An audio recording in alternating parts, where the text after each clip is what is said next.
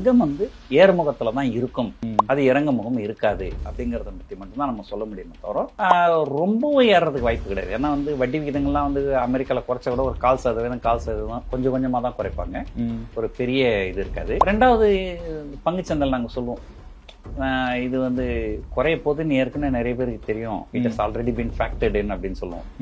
தங்கம் வந்து ஏற்கனவே பாத்தீங்கன்னாலே கிட்டத்தட்ட உலக பங்குச்சந்தையில ஒரு கிட்டத்தட்ட $2000 இருந்தது, கிட்டத்தட்ட $2500. ஒரு கிட்டத்தட்ட ஒரு 25% அந்த ஆல்ரெடி கடந்த 6 மாசத்துல ஏறிடுச்சு. ஆனா உலகத்துல இன்ட்ரெஸ்ட் ரேட் நம்ம குறைய ஆரம்பிக்கவே இல்லை. அதுக்கு முன்னாடியே இது 25% ஏறிடுச்சு. ஸோ இன்ட்ரெஸ்ட் ரேட் வந்து எதிர்காலத்துல இறங்க போகுது அப்படின்றது தெரிஞ்சு அது முன்னாடியே இது வந்து ஃபேக்டரிங் பண்ணிட்டாங்க. ஸோ கண்டிப்பா வந்து தங்கம் வந்து விலை இறங்காதுன்னு சொல்லலாம், ஏறும்னு சொல்லலாம். ஆனா 10,000 போகுமா 15,000 போகுமான்றதுலாம் அதெல்லாம் வந்து ஸ்பெகுலேஷன், யூகம். அது கண்டிப்பா 10,000 போகும்னு நினைச்சலாம் நம்ம முதலீடு பண்ணக்கூடாது. உங்களுக்கு தங்கம் வாங்க வேண்டிய அவசியம் இருக்கு இல்லைங்களா? உங்களுக்கு ஒரு சகோதரி இருக்கிறாங்களா, கல்யாணம் பண்ணணும், தங்கம் வாங்கணும்னா இது நீங்க வாங்கலாம். ஆனா முதலீட்டுக்காக வந்து எப்பவுமே தங்கத்தை வந்து வாங்குறது இந்த சமயத்துல இது வந்து ரொம்ப அதிகமா இருக்குது. முதலீட்டுக்கு ஏற்றதான்னு கேட்டீங்கன்னா நான் இல்லைன்னு சொல்லுவேன். ஆனா தங்கம் வாங்கணும்னு ஒரு அவசியம் இருக்கிறவங்க கண்டிப்பா தாராளமா இப்ப வாங்கலாம். இல்ல பொதுவா வந்து இன்வெஸ்ட்மெண்ட் அப்படின்னு பாத்தீங்கன்னாலே வந்து கோல்டு வந்து எப்பவுமே வந்து ஒரு மிகச்சிறந்த இன்வெஸ்ட்மெண்ட்னு சொல்ல முடியாது. ஒரு காலகாலமா பாத்தீங்கன்னா ஒரு பேங்க்ல FD போட்டீங்கன்னாக்கா உங்களுக்கு என்ன வந்ததோ அந்த அளவு தான் வரும். ஆனா நான் சொன்ன மாதிரி சில காலகட்டங்கள்ல உலகளாவிய பிரச்சனைகள் இருக்கும்போது அது வந்து கொஞ்சம் அதீதமா ஏறி இருக்கும். நார்மலா இருக்கிற காலகட்டங்கள்ல ஒரு வங்கியில வைப்பு நிதியில் வச்சீங்கன்னா இப்போ ஒரு 8% வட்டி கிடைக்கும். ஏற்கனவே அந்த அளவு தான் ஏறும், அதை விட பெருசாலாம் ஏறிடாது இல்லைங்களா?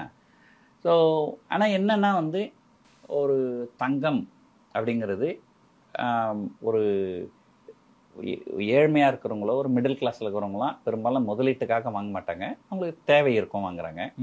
பணக்காரர்கள்லாம் வந்து பாத்தீங்கன்னா பெரும்பாலும் வந்து அவங்களுடைய சேமிப்புல ஒரு பகுதி கண்டிப்பா பொதுவாகவே வந்து ஒரு பெரும் பணக்காரர்கள் எல்லாம் எப்படி இருப்பாங்கன்னா ஒரு குறைஞ்சபட்சம் ஒரு 10% அவங்களுடைய சொத்து மதிப்புல பேங்க்ல FD வச்சிருப்பாங்க. அவங்க சொத்து மதிப்புல குறைஞ்சபட்சம் ஒரு 10% கோல்டு வச்சிருப்பாங்க. ஸோ மீதி 80%னா அவங்க தொழிலையோ அல்லது ஷேர் மார்க்கெட்லயோ மற்ற முதலீடுகள் பண்ணுவாங்களே தவிர ஒரு குறைஞ்சபட்சம் 10% FDயும் 10% கோல்டும் பெரும் பணக்காரர்கள் எப்பவுமே வச்சிருப்பாங்க. அது வந்து அவங்க தொடர்ந்து செய்யணும். முதலீடு அப்படின்னு பார்த்தீங்கன்னா இல்லைங்களா, அதை முதலீடா பார்த்து இதுல வந்து கண்டிப்பா வந்து நம்ம பேங்க்ல FD போடுறத விட இதுல அதிகமா லாபம் வரும், 20% வரும், 25% லாபம் வரும் அப்படின்னு நினைச்சு வாங்கினீங்கன்னா அவங்க கண்டிப்பா ஏமாறுவாங்க. இல்ல நீங்க எப்பவும் அப்படி பார்க்க கூடாது. ஏமன்னா 5,000 ரூபாய் வித்துது 7,000 ரூபான்னு சொல்றீங்க. ஒரு 5 வருஷத்துக்கு முன்னாடி 5,000 ரூபாய் வித்தது இப்ப 7,000 ரூபாய் இருக்குன்னு வச்சுங்களேன். 5 வருஷத்துக்கு முன்னாடி நீங்க 5,000 ரூபாய் பேங்க்ல போட்டிருந்தாலும் இன்னைக்கு அது 8,000 ரூபாய் வந்திருக்கும் வட்டியோட சேர்ந்து. ஸோ நான் வந்து ஒரு பொதுவா சொல்லுவேன், நீங்க வந்து தெருவில் ஓடுறீங்க சரிங்களா, உங்களை நாய் துரத்துது. அப்போ அந்த நாய் எவ்வளவு வேகமா ஓடுதோ அதை விட அதிகமான வேகத்தில் நீங்க ஓடணும். கரெக்டா? ஆமா. ஸோ அது போல நாம வந்து முதலீடுன்னு பேச ஆரம்பிச்சிட்டோம்னாக்கா நமக்கு இன்ஃப்ளேஷன் ஒன்று நம்மளை துரத்திக்கின்னு இருக்குது. கரெக்டுங்களா? ஸோ நம்ம வந்து அந்த இன்ஃப்ளேஷனை விட அதிகமாக சம்பாதிக்கணும், அப்போதான் அது வந்து நமக்கு லாபம். ஸோ நீங்கள் ஒரு 100 ரூபாய் முதலீடு பண்ணுறீங்க, ஒரு வருஷம் கழிச்சு 105 ரூபாய் வருதுன்னா அது 5 ரூபாய் லாபம் மாதிரி தெரியும்.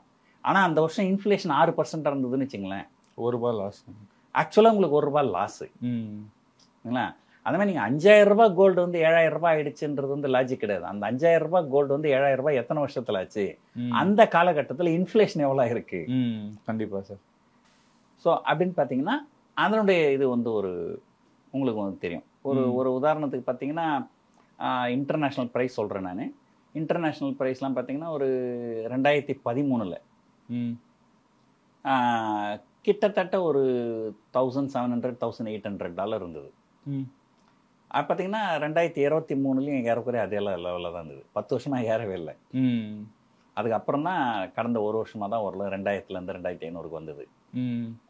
ஸோ ஒரு இன்டர்நேஷ்னலாக பார்த்தீங்கன்னாக்கா நான் உங்களுக்கு ஒரு சார்ட் ஒன்று காமிக்கிறேன். ஓகே, அந்த சார்ட்டில் பாருங்க, அந்த தெரியும் எப்படி 80ல் மேலே ஸ்பைக் ஆகிருக்கும், 2008ல் ஸ்பைக் ஆகிருக்கும், 2020ல் ஸ்பைக் ஆகிருக்கும், 2024ல் ஸ்பைக் ஆகிருக்கும்.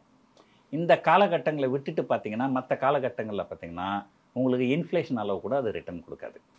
கோல்டு பொறுத்த வரைக்குங்க உங்களுடைய அப்ஜெக்டிவ் என்ன? இப்போ எனக்கு ஒரு பெண் பிள்ளை இருக்குது. அந்த பெண் பிள்ளைக்கு நான் போட்டு அழகு பார்க்கணுன்னு சொன்னாக்கா கோல்டு காயினை போட்டு அழகு பார்க்க முடியாது. அது நீங்கள் நகையாக தான் வாங்கணும். இன்னொரு வகையில் வந்து சரி என்கிட்ட பணம் நிறைய இருக்குது, ஏதோ ஒரு பகுதியை நான் வந்து முதலீடு பண்ணி வைக்கணும் அப்படின்னு சொன்னால் அப்போ நகையாக வாங்க வேண்டிய அவசியம் கிடையாது. அப்போ நீங்கள் கோல்டு காயினை வாங்கலாம். அல்லது வந்து கோல்டு இடிஎஃப்னு இருக்குது. இடிஎஃப்னா வந்து அது ஒரு எக்ஸ்சேஞ்ச் ட்ரேடட் ஃபண்டுன்னு சொல்லுவாங்க. அது பேப்பர் கோல்டுன்னு வச்சுங்களேன், அந்த மாதிரி இருக்கலாம். ஆனால் அதுக்கெல்லாம் முன்னாடி நிறைய டேக்ஸ் பெனிஃபிட் இருந்தது. இப்போ அந்த டேக்ஸ் பெனிஃபிட்லாம் எடுத்து விட்டுட்டாங்க. அதுக்கப்புறம் சாவரின் கோல்டு பாண்டுன்னு ஒன்று வந்தது. அதில் நீங்கள் இப்போ 1 கிராம் 5000 ரூபான்னா நீங்கள் 5000 ரூபா கொடுத்தீங்கன்னா உங்களுக்கு 1 கிராம்